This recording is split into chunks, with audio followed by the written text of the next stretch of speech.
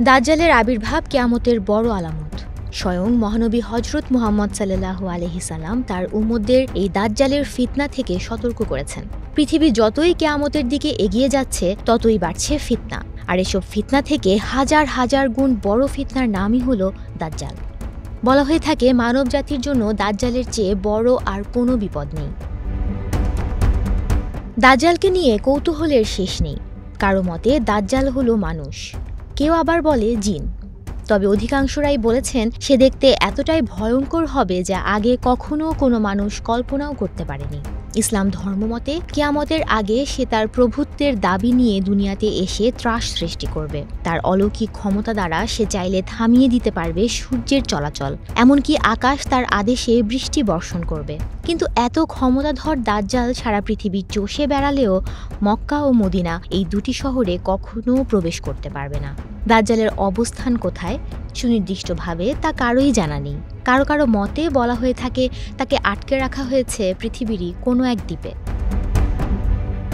জেম ক্যানিভস্কি নামের এক ইহুদি ধর্মযাজক দাজ্জালের যে বর্ণনা দিয়েছেন তার সঙ্গে মিলে যায় রাসূল সাল্লাল্লাহু আলাইহি সাল্লামের দেয়া বর্ণনা। ধারণা করা হয় দাজ্জালের সঙ্গে ইতিমধ্যেই ইহুদিদের যোগাযোগ শুরু হয়ে গেছে। বলা হয় তার অধিকাংশ অনুসারী হবে ইহুদি, অনারব ও তুর্কিদের মধ্য থেকে। রাসূল সাল্লাল্লাহু আলাইহি সাল্লাম বলেছেন তার উম্মতদের মধ্যে ৭০,০০০ লোক দাজ্জালের অনুসরণ করবে। মিথ্যে জান্নাত জাহান্নামের চিত্র দেখিয়ে সে মুমিনকে বিভ্রান্ত করবে। তাই যার মুখে দাজ্জালের কথা শোনা যাবে তার থেকে দূরে থাকার নির্দেশ দিয়েছেন নবী সাল্লাল্লাহু আলাইহি সাল্লাম। উল্লেখ আছে রাসূল সাল্লাল্লাহু আলাইহি সাল্লাম বলেছেন তোমাদের মধ্যে যে দাজ্জালকে পাবে সে যেন সূরা কাহফের শুরুর অংশটা পড়ে। এক্ষেত্রে সূরা কাহফের প্রথম ১০ আয়াত মুখস্থ করে রাখতে বলা হয়েছে, যেন দাজ্জালের সঙ্গে প্রথম সাক্ষাতেই সেটা পড়া যায়।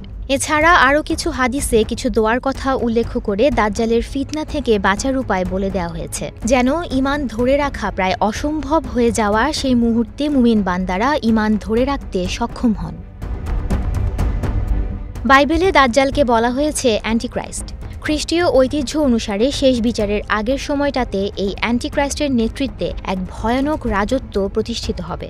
মুসলিম ধর্মানুযায়ী দাজ্জালের শেষ সময়ে পৃথিবীতে অবতরণ করবেন ঈসা আলাইহিস সালাম। তার হাতেই হবে দাজ্জালের সলিল সমাধি।